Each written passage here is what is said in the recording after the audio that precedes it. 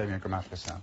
It's estimated that more than 620 million people living in sub-Saharan Africa do not have access to electricity. 10 years ago, that would have been seen as a massive problem. Still a problem, of course. But what has changed is it's also a massive opportunity to design and market the new generation of electricity generating systems. Lumos Global has developed a pay-as-you-go solar energy system for Nigeria. They've just raised $90 million in new finance. It is the largest ever investment in off-grid solar energy. We're going to take a closer look at this with Nia Maron, who is co-founder and president of Lumos Global. First, just explain how it is. We've got part of it here. We haven't got the solar panels because they were a bit too big. They're about a metre wide, a metre up and half a metre across, aren't they? Yes. Not huge. And that's it, is it? That's it.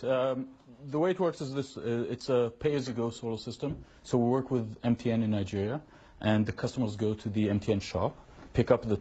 MTN is the mobile phone company. Oh, sorry, yes. MTN is the largest mobile phone company in Nigeria. Why would a mobile phone company? Sorry. So we're looking for billing and we're looking for distribution because the business does not sell the systems. People cannot afford the systems on a one-time payment basis. So what we do is that the systems come locked. They don't manufacture any electricity until the user pays using his existing MTN mobile phone.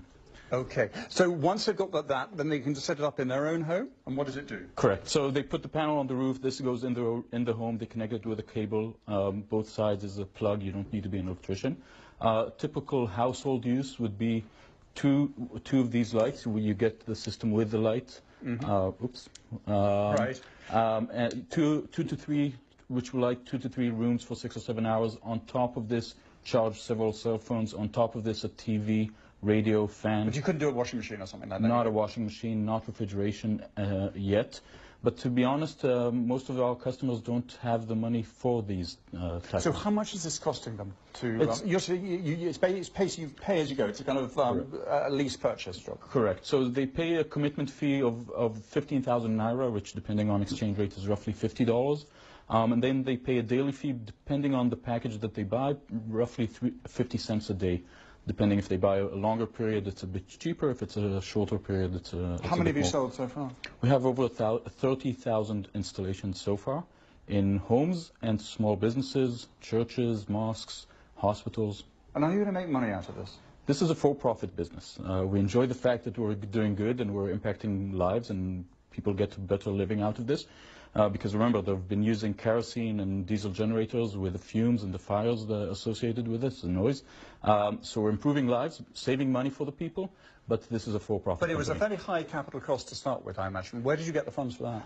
So we've been raising funds in a series of rounds. This is already our D round. D round, you had A, B, C, and D. So you've had 4 rounds of raising.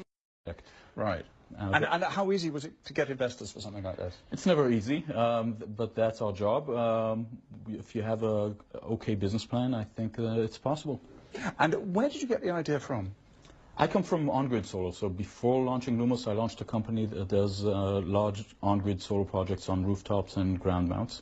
I read an article about people spending 50 cents a day for kerosene and candles, and we just won a tender, and I realized that you can sell 4 kilowatt or 5 kilowatt hours of electricity for the same 50 cents, and it just didn't make sense. We started from there. My co-founder comes from selling mobile services, so we linked the two, and that's how it became. Is there much competition? Is anybody else doing this? There are some players doing it, different flavors, mostly in East Africa, mostly using smaller systems and using mobile money. And what about in the rainy season? I mean, it's not always bright sunshine in Nigeria. So, in a funny way, the poverty belt is around the equator, and there the difference between winter and summer is not that big. So, on a typical rainy day, you would still get enough to light your home. Maybe not all of the appliances I just mentioned, but most of it you will be able to use. And also, you keep up a relationship, don't you, with the owners, as they become owners, as they're actually buying this by leasing it. What kind of relationship is that? Is that again through the mobile phone? So yes, we have a SIM card in each and every box, so we know how much was used, we know how much was generated, and we can communicate with the user through the screen and through his mobile phone. Why do you do that? Is that for your sake or that for theirs? So the system is locked until you pay for it, so we need a way to activate the system, and that's one reason. So you can only activate it through you. You're the people who activate it. Exactly. We are the ones who activate it. We send an encrypted message to the system to tell it, open up. It opens up the panel, it opens up the battery. So nobody else can, I mean, it can't be stolen, for instance? It cannot be stolen. Because you need you have the lock to it. Thanks very much indeed Thank for you very joining much us on Business Live.